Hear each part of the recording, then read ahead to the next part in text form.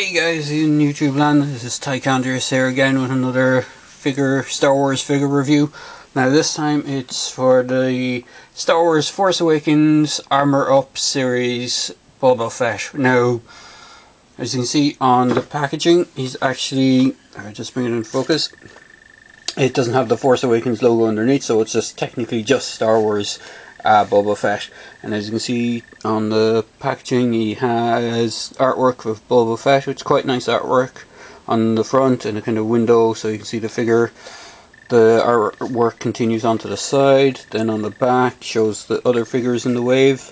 So you got Luke Skywalker, Kylo Ren, Chewbacca and the Flame Trooper. Now I know the Luke Skywalker doesn't also have the Force Awakens logo. As you can see, it has Empire Strikes Back written up here in the corner, and the small blurb about Boba Fett says, hired by some of the galaxy's most dangerous villains, bounty hunter Boba Fett delivers Han Solo to the notorious gangster Jabba the Hutt, and then it's repeated in two different languages. Kylo Ren, as far as I know, Kylo Ren, Chewie and the Flame Trooper are all part of the Force Awakens line, because they have Force Awakens underneath their underneath the Star Wars title, whereas Luke doesn't. He also has the Empire Strikes, or sorry, he has the Return of the Jedi logo underneath his. So on the other side of the box, it just has a small symbol there and the Disney logo up at the top. And on the bottom is just all the kind of copywriting and copywriting and legalese stuff. So putting the box aside and just zooming in on the figure itself. Here is Boba Fett and his armor up mode, or armor up gear. Basically, he's the same 5 points of articulation figure that we're seeing with the Force Awakens line, so his head just rotates. Unlike the other ones, his head is not actually on a ball joint. His head is on just a swivel, just like the original old Kenner figures. The arm, he does come with a blaster, but I'll go through the articulation first. So the arms can go up. His arm is slightly hindered on this side by the Wookiee pelts that you can just go bring it all the way around, but it is a bit tight. His legs can go backwards and forwards. He can get into a seated position, and his rocket pack is, or jetpack rocket pack is removable.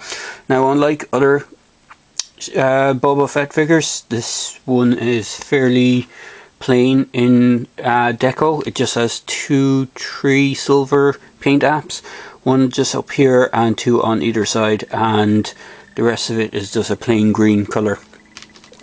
The figure itself, for the armor up gimmick, you need to actually take the actual figure backpack off the figure, and you just take the armor up piece, which is pretty interesting, and you just slide it down over the figure, and there he has like a shoulder cannon, and a targeter part goes over the eye, and then armor, and he has a different style rocket pack. Again, the rocket pack actually kind of reminds me a lot of the old Clone Wars style rocket packs, the one with the 2 turbines, and it also has small deco on it, small paint apps, not much, just reds up around the top here, and other than that, that's the only deco it has. And the chest armor has the Mandalorian, I can't remember what the beast is called, it's a creature, it's like a skull off of one of the Mandalorian beasts, but you can get to see it on the front of the armor. It's also on Boba Fett's left shoulder as well.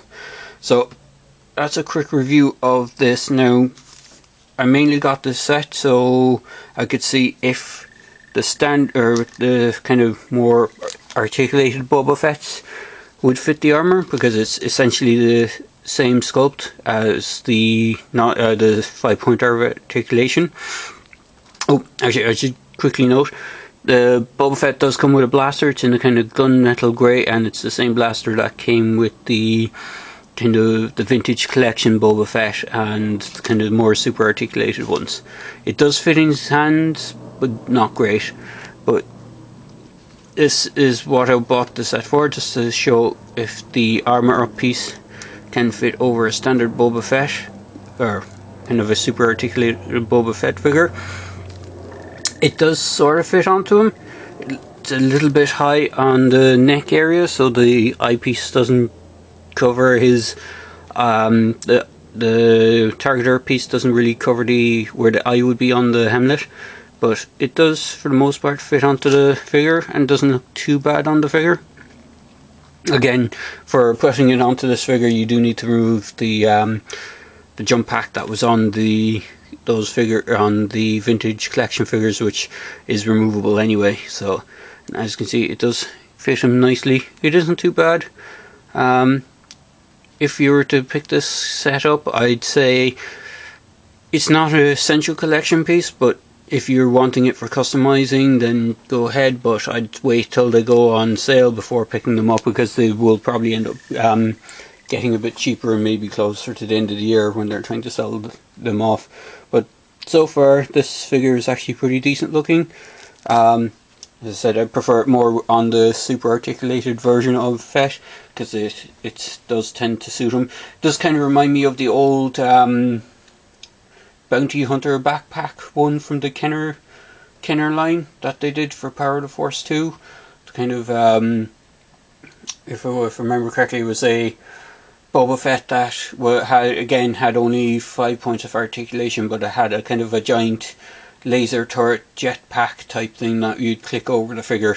So these sort of armour up figures aren't entirely new, but they're a bit more streamlined than the old Kenner versions of them. So there you go, guys. Hope you enjoyed the review. If you like, click like. If you want, you can subscribe to my channel. I am tending to try and do more and more reviews, and I did pick up a pretty cool thing for a review, so that should be hopefully up next after this video for Boba Fett. So enjoy, guys.